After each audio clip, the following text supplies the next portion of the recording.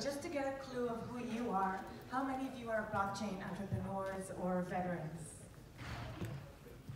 Okay, and how many of you are here to just kind of start learning this space and, let's say, newbies? And all the rest, what are you guys? Okay,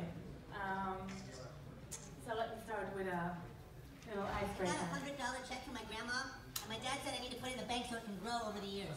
Well, that's fantastic. A really smart decision, young man. We can put that check in a money market mutual fund. Then we'll reinvest the earnings into foreign currency accounts with compounding interest, and it's gone. What's up, Con? The money in your account. It didn't do too well. It's gone. What do you mean? I have $100. Not anymore, you don't. Poof. Well, what can I do to get that I'm sorry, sir, but this line is for bank members only. I just opened an account. Do you have any money invested with this bank? No, you just lost it all. Then please stand aside for people who actually have money with us. Next, please. Hey! So, well, this situation presents a different kind of situation between a bank and client.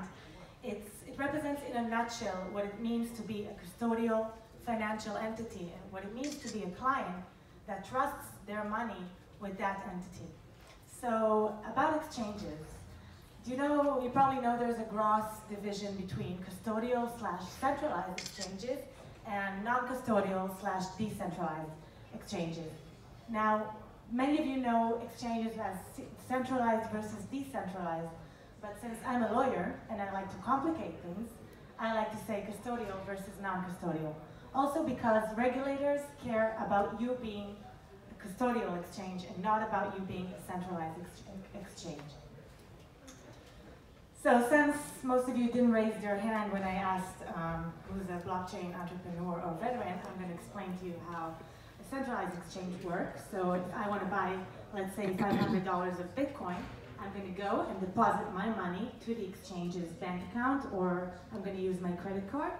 Then the exchange is going to send my order to an order book, right? It's an off-chain system with a matching algorithm, and it's going to match my buy order with a different user's sell order. Then I'm going to get my coins to my wallet. Now, it's not really my wallet, it's the exchange's wallet. And I mark that key red because basically I'm not controlling my coins at any of this transaction cycle. My coins are controlled by the exchange, my private keys, the private keys to my coins are controlled by the exchange. So, custodial, it means you hold, the exchange holds clients' funds, or coins, private keys. Centralized just means that there's a specific entity operating and owning the exchange. Now, to have custody, you need to be centralized, but not the other way around, meaning that there are non-custodial centralized exchanges like Shapeshift, you probably know them. And all of this means that there is a single point of control, which means single point of failure. Now, some of the pros and cons. Today, unfortunately, although it's a noble vision, decentralized exchanges are not yet at the point where they provide an amazing UX to their users. They're not super friendly, they're not super liquid. So right now, liquidity is greater on the centralized exchanges just because of the reason that the trading volume is higher and they have better resources to buy reserves. If you want to buy crypto for fiat, you're going to have an easier time doing it through a centralized exchange just because of that reason. But on the other hand, there are trust issues. You need to trust the exchange with your money, and you don't always want to do it. And for the exchange, it means sleep problems because when you hold people's funds, you're not going to sleep very well at night. Plus, you can be shut down, sanctions, and when a hard fork happens, for example, it's hard to handle that situation because of the private keys control. Now, on the other hand, we have non-custodial exchanges, decentralized, you probably know many of them. So the way they work, there's a maker and the taker. Sorry, I'm a MacBook user also, so the export doesn't work very well sometimes. So the maker sends a signed buy or sell order to the order book off-chain. Usually it's a centralized service that the decentralized exchange uses just because it's really slow conducting the transactions on-chain. And then the taker matches that order and sends the signed order to the blockchain, to the smart contract. Now, private keys in this transaction cycle are held by the users themselves the whole time, meaning the exchange has no control over the private keys of the users. So, peer-to-peer, private keys controlled by the users, decentralized, on-chain and off-chain mix, because today the design is not developed enough. No exchange today can really do the whole thing on-chain, on the blockchain, I mean. So there is a need to use an off-chain matching service. And you're probably going to need to have arbitration and escrow elements in place. Otherwise, you're going to have a lot of transactions blowing up because people are people and they tend to complicate things and get into conflicts. So pros and cons. So pros is, it's also a con. In tech we trust, right? You don't have to trust the clearinghouse, you don't have to trust the exchange, you just need to trust the technology and the smart contract. Lower fees, and there's no room for market manipulation. And of course, you don't need to be licensed. If you're a decentralized exchange and you're not based out of Japan, you're not going to need a license. I'm just going to skip this part and get to the interesting regulation part. So if you're a decentralized exchange, you don't need a license, but you're still going to need to manage your legal risks, meaning you're going to need to put in place some terms of use, explaining users about the immense responsibility they have when they control their private keys, and the meaning that if they lose that private key, their money is lost. So you're going to need to be very, very, very clear about it and transparent about the risks of trusting the blockchain, the smart contract system, again, you need arbitration and escrow elements. The only exchange, the big one I know that uses those elements today is BISC. I know they have those mechanisms in place, but I'm sure that more decentralized exchanges are going to start using them. And you're going to need to have very, very strong security audits for your smart contracts because that's the heart of your activity. Now, with great power comes great responsibility and regulation, meaning if you're a custodial, centralized exchange, you're going to need to regulate yourself or be regulated. Generally, when a regulator approaches an issue, there are three general approaches they can take: a sandbox approach, an unregulation approach, and regulation. So sandbox means come play and we'll decide on a case-by-case basis how to treat you. Right? So this is not very popular today because most regulators, they're going to need immense resources and very, very good understanding in order to take a good sandbox approach that really examines the cases in a timely manner and fits the right regulation to them. So this is not very common. And also states that used to do it, for example, Singapore, in the beginning took a sandbox approach to cryptocurrencies, but right now it's going towards a specific ICO regulation. So usually sandbox approach is a transformation between not regulating something and eventually regulating it. Unregulated doesn't mean illegal, and it doesn't mean a legal vacuum. And that's what a lot of people, I feel today, are misconcepting, because people like to say blockchain is unregulated, cryptocurrencies are unregulated. That's not true. And even if there's no specific regulation in a specific country, there are still anti-money laundering directives, there are still consumer protection laws, and there are still various privacy laws and various laws and contract law that you're going to need to comply to. So it doesn't mean that you're operating in a regulatory vacuum or a legal vacuum.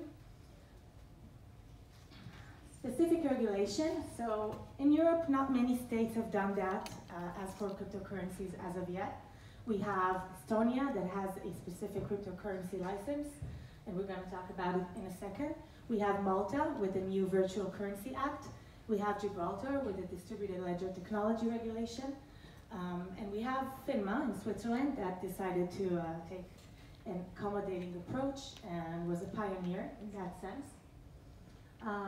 Now, specific regulation for cryptocurrencies means it applies to fiat to crypto exchange, crypto to fiat, and also crypto to crypto.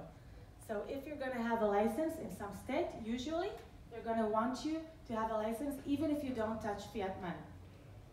And taxes-wise, that's the situation as well. The focus is going to be anti-money laundering, investors protection, and security. And as I said, these are the countries that specifically regulated this space. So some common characteristics of regulation for cryptocurrency exchange. So there's a big focus on anti-money laundering, and that's understandable because cryptocurrencies activity can be a real honeypot for money launderers. So regulators are really scared of that. I'm sure it makes them not sleep well at night, and that's their main focus when regulating these exchanges. Investor protection, of course. Some regulators will require capital requirements in order to ensure that the exchange has sufficient liquidity and solvency for any situation or rainy day to come. KYC requirements, usually they vary according to the specific licensing regime, but usually they're gonna be either about face-to-face identification or they're gonna be layered methods, like smaller transaction would require just passport, or bigger transactions would require also face-to-face or Skype, or those special apps where you get identified instantly. And for larger transactions, you're probably going to need to check the source of funds of the clients and to report them. So the thing about crypto exchanges and exchanges as generally speaking, it's a cross-border, very modern product. And regulation today doesn't accommodate that because you have specific, let's say, take the US for example. You have specific money transmitting licenses in every US state, but you have no federal US authority regulating cryptocurrency exchanges. So what are you going to have to do? You're going to have to get a license in each of every state where you want to have customers. This is an absurd situation, not very practical, and I think that sometime in the near future, regulators are going to start working towards federal regulations and international cooperatives as well. And some examples include CFTC Chairman Giancarlo was in touch already with the International Organization of Securities Commission and the Financial Stability Board, and both him and the SEC Chairman voiced very clear opinions that international regulation needs to be put in place in order to allow financial stability and investors' protection. Now, you probably know that in the ICO world, tell me what your tokens are and I'll tell you who you are. So there's this big utility versus security issue, right? And today, it's an amazing fact that today, out of all the ICOs that took place out of the US, not one was registered as a security with the SEC. And that's a crazy fact because it can't be that everybody is selling utilities, right? Some of them must be securities, but nobody wants to admit it. So I think that for exchanges, it's very hard to notice, it's very important to notice that, for example, in the US, if you're selling securities, you're gonna have to comply to the Securities and Exchange Act. And I think that the trend in the near future is gonna be ICOs that declare about themselves being securities, in opposite of what's going on right now that everybody claims to be a utility. Regulators are waking up, obviously. So let's get into a little bit about regulatory review worldwide. So we have the United States.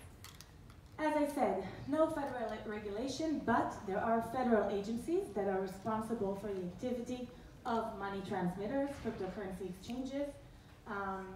CFTC and SEC chairman just testified in front of the Senate. It was it was fascinating this month.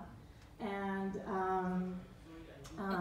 they declared about special working forces being established in order to regulate cryptocurrencies. Three civil actions are being taken by the CFTC against Bitcoin fraudsters because the CFTC declared Bitcoin as a commodity. And when Bitcoin is a commodity, it means that derivatives trading of Bitcoin is being overseen by the CFTC, and that brought a lot of trouble to companies that were doing this illegally. So the SEC issued the Dow report earlier in 2017. Following that, it said that, Clayton said that it's going to have a very large focus on just what I said right now, utility tokens impersonating, securities impersonating as utility tokens. FinCEN, the Financial Crime Enforcement Network, back in 2013, it declared that cryptocurrency exchanges are money service businesses, meaning money transmitters, meaning need to get a money transmitter license in each and every US state. And New York was the only US state to really come out with a specific license. It's called a BIT license. It was very, very criticized because it's unbelievably hard and it takes a long time to get it. So basically, no one except for the big companies with immense amount of resources is going to really succeed to get it. Let's go to Europe. Okay, so just what I said before, the fact that a state, a specific country, doesn't have regulation doesn't mean regulatory vacuum. And exactly that, the European Council has recently approved the 5th AML directive, and this AML directive specifically defines digital currencies. Every EU member state needs to put that definition inside its legislation, and the amazing thing about it is that the directive actually refers specifically to virtual currency exchanges and custodial wallets, meaning even if you're not licensed, if you're registered or operating in an EU country, even if you're not licensed, you're going to have to comply with the AML directive, the European AML directive. In Germany, also hard, pretty strict approach. BaFin states that all cryptocurrencies qualify as financial instruments, and meaning you're going to need to have a license there. France is on the way to decide to take some specific approach. In Switzerland, FINMA was the first to say, okay guys, we're not going to regulate cryptocurrencies, we're not going to not regulate cryptocurrencies, we're going to decide on a case-by-case basis. It was a very, very reasonable and rational approach. Just a few days ago, FINMA issued an ICO best practices and code of conduct. And I think that because of the US class actions that were being pursued against Swiss companies that conducted ICOs, FINMA is becoming stricter and it's becoming harder to conduct ICOs out of Switzerland. Now, Estonia has the cryptocurrency exchange license. Now, the thing is that that Estonian license is not an FSA license, right? It's not their financial authority license. It's regulated by the FIU, the Financial Intelligence Unit, meaning you can't passport it throughout the EU. But it could be interesting to do that combined with a Lithuanian or another European EMI license, e-money institution license. A very common structure right now is companies. My clients, they're really loving this structure right now. To get an EMI license, you can passport that EMI license throughout Europe and connect your company through API with an Estonian exchange, for example. So that's a good solution for handling fiat money in a legal way. Malta, so there is a new act in Malta, the Virtual Currency Act. It's pretty revolutionary because it's the first act to address funds investing in virtual currencies. It allows, for example, that act only allows those funds to address qualified investors. And actually, Malta is going to regulate each and every cryptocurrency activity. Doesn't matter if you're an ICO that sells utility, you're still going to need to comply to the new legislation. And same goes to exchanges. And in Gibraltar, back in January, the new DLT, Distributed Ledger Technology Regulation, came into effect, regulating all crypto businesses. And a new ICO legislation is going to come into effect soon as well. A little bit about Asia. So the MAS in Singapore declared a while ago that cryptocurrencies are not legal tender, and they're working on a new regulatory regime for crypto payment businesses. In Japan, there is a very, very strict crypto exchange licensing regime, new one, and that one is also applying to non-custodial exchanges. China, as you know, prohibited all activities, as well as South Korea. South Korea even declares that crypto exchanges owners are going to need to be transparent about their client's identity. And I see that I'm running out of time, so this is me. I'm available if you want to be in touch. I'll be happy to assist you in whatever you're doing in the blockchain space, and thank you very much.